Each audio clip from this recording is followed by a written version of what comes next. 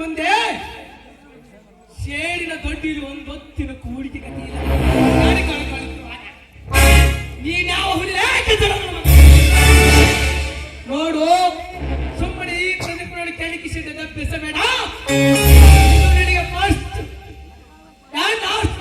You get out ಹೇಳುವ ಸಣ್ಣ ಪುಣ್ಯ. ಇವಳನ್ನು ಬಿಟ್ಟು ಕೊಟ್ಟು ಹೋಗಲು ನಾನೇನು ಕೈಲಾಗದ ಹೇಳಿ ಅಲ್ಲದೆ ಪ್ರದೀಪ. ಹೆಣ್ಣು ಮಕ್ಕಳ ಮೇಲೆ ಕಾಮದ ಕಣ್ಣಿಟ್ಟು ನಿಮ್ಮಂತ ರಾಕ್ಷಸನ ಕಣ್ಣು ತೆತ್ತು ಅವ ನೆನೆಯಲಿಸಿ ರಕ್ತ ಕುಡಿಯಲು ಬಂದಿರುವ ಇವನೊಬ್ಬವ ಅರ್ಜುನ.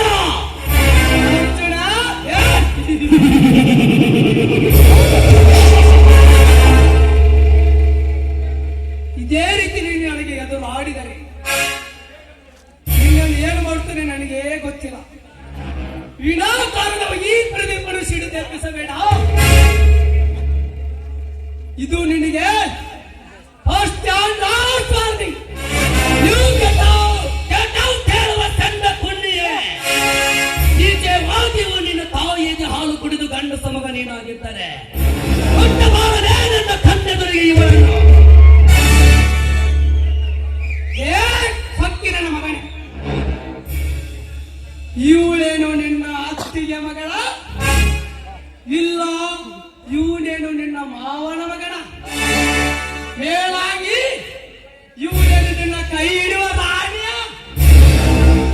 ಇದೇ ಎದಿಗಾರಿಕೆಯಲ್ಲಿ ತಾಕೋತಿದ್ದರೆ ಇನ್ನೇನು ಚಿಕ್ಕವನಿರುವಾಗ ಆಮೇಲೆ ನಿಮ್ಮ ಮನೆಗೆ ಬೆಂಕಿ ಹಚ್ಚಿದ ಬಣ್ಣ ಕೊಂಡರಿಗೆ ತೋರಿಸ ಈ ನಿನ್ನ ಕೊಟ್ಟಿದ್ದು ರಾಧವನ.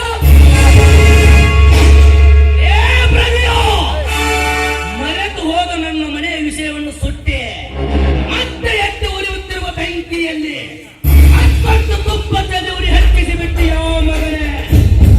ನನ್ನ ಸೇರಿದ ಕಂಡನಂದ ಬೇಕಾದರೆ ನನ್ನ ಮನೆಗೆ ಬೆಂಕಿ ಹಚ್ಚಿದ ವ್ಯಕ್ತಿ ಯಾವರೆಂದು ಪತ್ತೆ ಹಚ್ಚೆ ಆ ಕ್ಷಣದಲ್ಲಿ ಅವನ ರುಂಡ ಕರೆದು ಆ ರುಂಡಕ್ಕೆ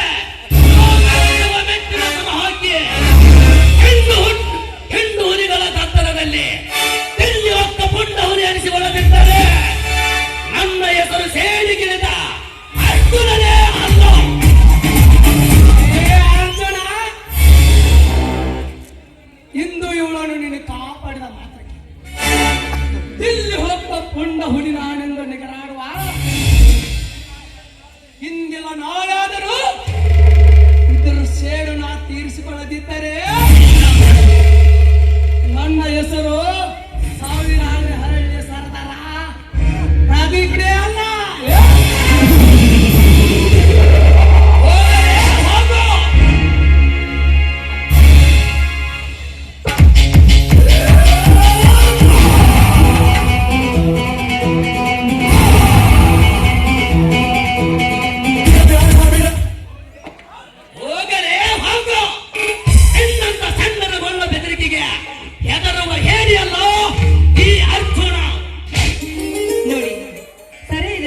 ಬಂದು ನನ್ನ ಮಾನ ಪ್ರಾಣವನ್ನೇ ಕಾಪಾಡಿದ್ದೀರಾ. ಅಂದ ಹಾಗೆ ನಿಮಗೆ ಅನಂತ ಧನ್ಯವಾದಗಳು. ಇರಲಿ, ನಾನೇನು ಬರ್ತೇನೆ. ಅಂದು ನಮ್ಮ ಮನೆಯಲ್ಲಿ ನನಗೆ ಏನು ತಿಳಿಯದೆ ಕೋಪದಿಂದ ನಾನು ನಿಮಗೆ ಬಾಯಿಗೆ ಬಂದ ಹಾಗೆ ಮಾತನಾಡಿಬಿಟ್ಟೆ. ದಯವಿಟ್ಟು ನನ್ನನ್ನು ಕ್ಷಮಿಸಬೇಡಿ.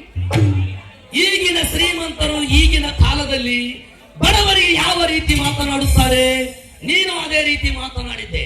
ಅದರಲ್ಲಿ ತಪ್ಪೇನಿದೆ? ಎಷ್ಟೇ ಆದರೂ ನೀವು ಶ್ರೀಮಂತರಲ್ಲವೇ? ನೋಡರ್ಜುನ್, ಆಗಿಲ್ಲ ನೀವು ತುಚ್ಛವಾಗಿ ಮಾತನಾಡಬೇಡಿ.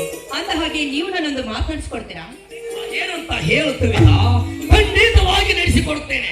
ಏನಿಲ್ಲ ಅರ್ಜುನ, ನನ್ನನ್ನು ನಿಮ್ಮ ಸತಿಯನ್ನು ಸ್ಥಾನ ಕೊಡಬೇಕೆಂದು ನಿಮ್ಮ ಮನೆ ತುಂಬಿಸಿಕೊಡಬೇಕೆಂದು ನಾನು ಕೇಳ್ತಾ ಇದ್ದೇನೆ. ಇನ್ನೇನು ಮಾತನಾಡುತ್ತಿರುವಿ ಕವಿತಾ?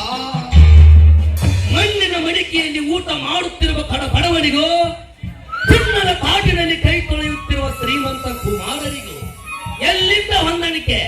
ಎಷ್ಟಾದರೂ ನೀವು ಶ್ರೀಮಂತರು, ನಾವು ಬಡವರಲ್ಲವೇ? ಹಾಗೆಲ್ಲ ಹೇಳಬೇಡಿ ಅರ್ಜುನ್.